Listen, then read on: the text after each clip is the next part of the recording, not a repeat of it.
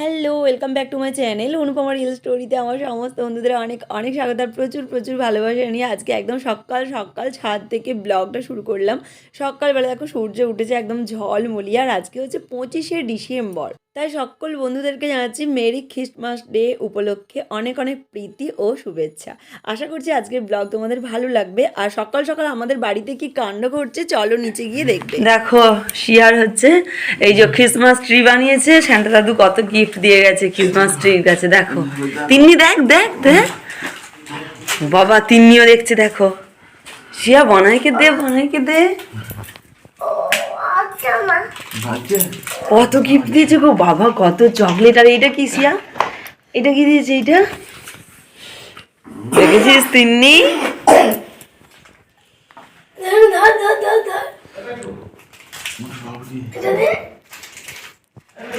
আর এইটা কি? এইটা বড়দিনের বড় বড় কেক বোধহয়। দেখো এই গাছটা তৈরি করে শিয়া আজকে রাত্রে ঘুমিয়ে পড়েছিল, সকালে ঘুম থেকে উঠে এগুলো পেয়েছে, তাই তো?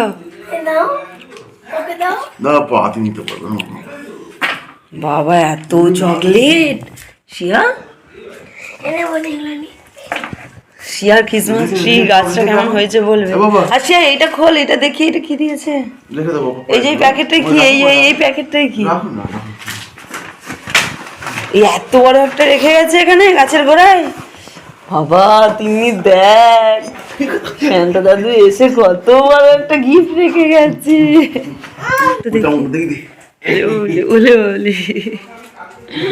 তিনি এই ঘুম থেকে উঠেছে, দেখো এখন 10 বাজছে ঘড়িতে।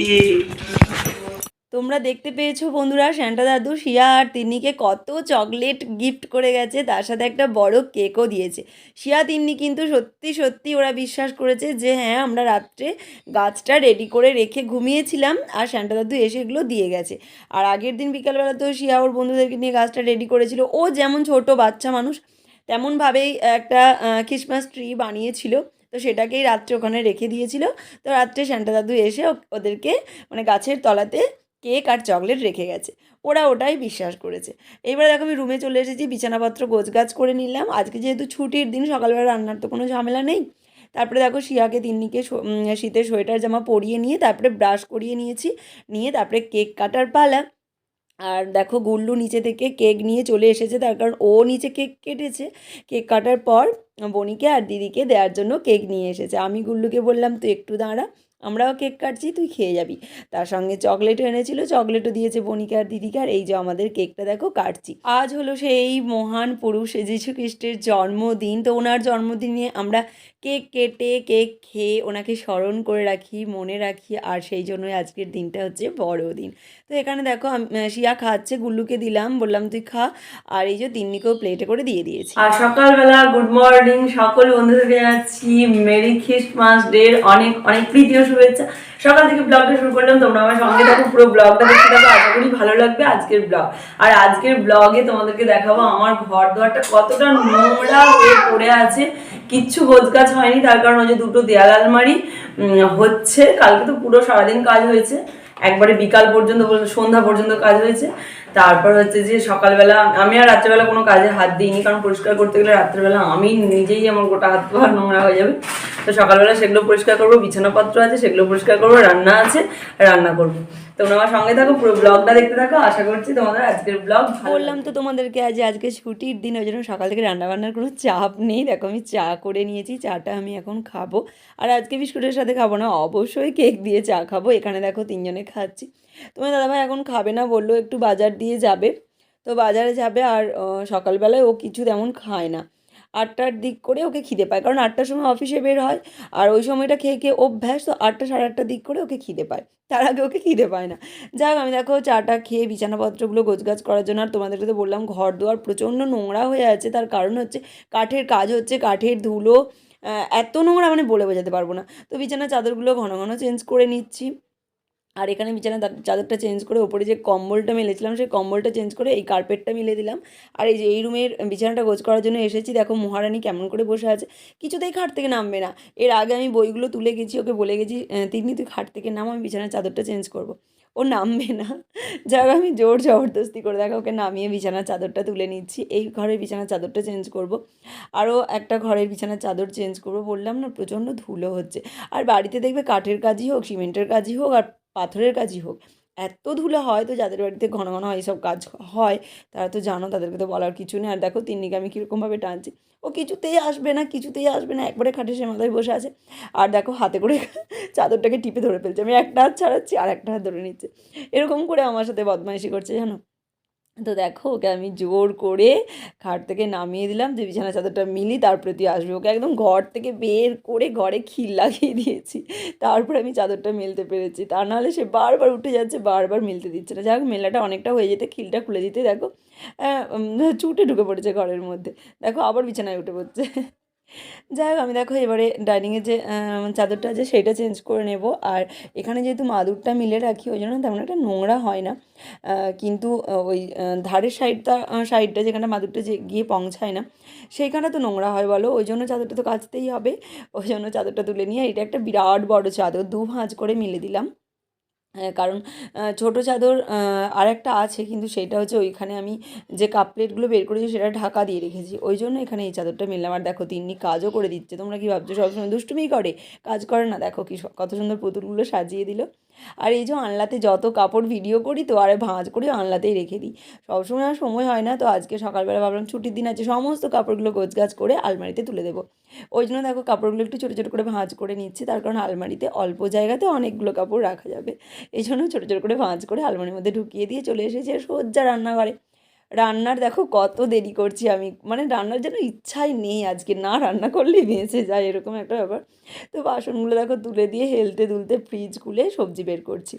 একটা মাত্র ঝোল আর একটা সবজি রান্না করব, এই প্ল্যানিং করেই দেখো সবজিগুলো বের করে নিয়েছি, এবার আমি কেটে নেব।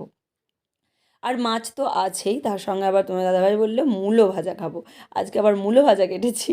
সঙ্গে এই যে লাল নোটে শাক ছিল সেটা ভাজা কাটবো, আর পেঁয়াজ টমেটো ওই শাক ভাজা মাছ মাছ টাছ এইসবেতে লেগে যাবে। আর দেখো এখানে 3 পিস মাছ আছে, এই মাছগুলো শিয়াতিনি খেতে পারবে না। এগুলো যে ফুলকপি আলু দিয়ে মাছগুলো ঝোল করব, আর শিয়াতিনির জন্য ভাবছি ডিম করে দেবো। আপেলটা সেদ্ধ করতে দিয়েছি, আর কত সুন্দর রোদ উঠেছে জানো তো, তোমাদেরকে তো সকালে দেখালাম। আর রোদ উঠলেই কি মনে হয় বলো তো, যে ছাদেতে বিছানাপত্রগুলো দিয়ে আসি। শীতকাল তো শুধুই মনে হয় যেন বিছানাতে জল ঢালা জল ঢালা। আর ছাদেতে একটু দিয়ে দিলে, রোদেতে কিছুক্ষণ থাকলে না সেই বিছানাতে শুতে বা ঘুমাতেও ইচ্ছা করে।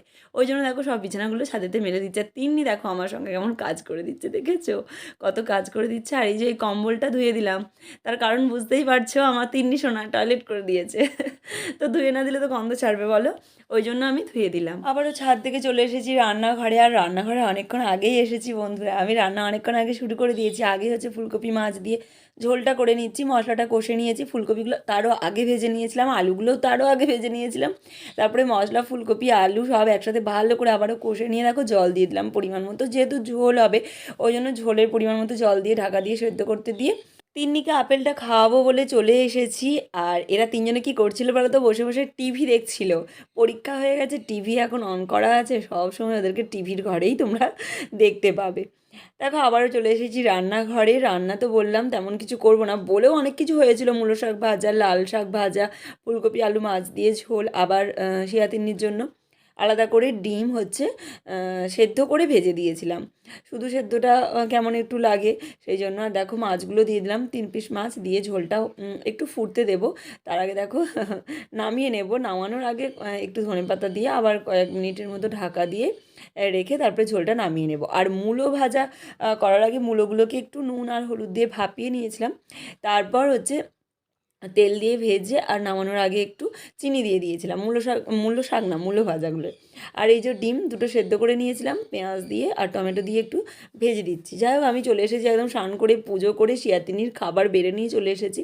শিয়াতিন্নিকে এখন খাইয়ে নেব। শিয়াতিন্নিকে খাইয়ে নেওয়ার কিছুক্ষণ পরে দেখো আমি আর তোমার দাদাভাই দুজনে খেতে বসে গেছি। আর জানো সকাল থেকে তো তোমাদেরকে বলাই হয়নি যে বাপিদা কিন্তু কাজ করছিল। বাপিদা মানে আমাদের কাঠের যে প্লাইয়ের যে কাজ হচ্ছে না আলমারিতে, তো কাজ হচ্ছিল। তো কাজটা দেখো অনেকটা আগিয়ে গেছে। আর এই যে প্লাইটা একটু অন্য সিস্টেম করছে, মানে স্লাইডিং সিস্টেম হচ্ছে, কিন্তু এই যে ট্রেনের যেমন সেই পাত হয় না, তো ট্রেনের পাতের মধ্যে দেখো নিচের দিকটা করেছে, ওপরের দিকটা এরকম ফাঁকা মতো করেছে, মানে স্লাইডিং আমরা যেরকম দেখি। তো ওইটা কেমন করেছে সেটাও তোমাদেরকে একটু দেখিয়ে দিলাম। গুড আফটারনুন বন্ধুরা, একদম বিকালবেলা চলে এসেছি। আর ছাদে এখন গাছ লাগাবো অনেক কষ্ট করে, অনেক টাইম বের করে তারপর আজকে গাছ লাগানোর জন্য এসেছি। গাছ থাকে তো টব থাকে না, টব থাকে তো মাটি থাকে না, মাটি থাকে তো সময় থাকে না, মানে কি বলবো সব জিনিসকে একসাথে অ্যাডজাস্ট করতে করতে, সব জিনিসকে একসাথে জয়েন করতে করতে সময় চলে যাচ্ছে। আর দেখো এই যে গাছগুলো অনেক দিন আগে কেনা হয়েছে, অর্ধেক লাগানো হয়ে গেছে, অর্ধেক এখনও ছিল, টব ছিল না, মাটি ছিল না, সেই কারণে তো মাটি এনে দিয়েছে তোমার দাদাভাই। আর টব আমাকে এখান থেকে খুঁজতে হবে, যদি না থাকে তখন টব হচ্ছে পলিথিন অথবা বস্তা দিয়ে বানিয়ে নিতে হবে, কারণ আমি বাজার না গেলে আসবে না টব। তোমার দাদাভাইকে বললে সে আনতে পারবে না, আমার পছন্দ হবে না, তাই তাকে বলিনি।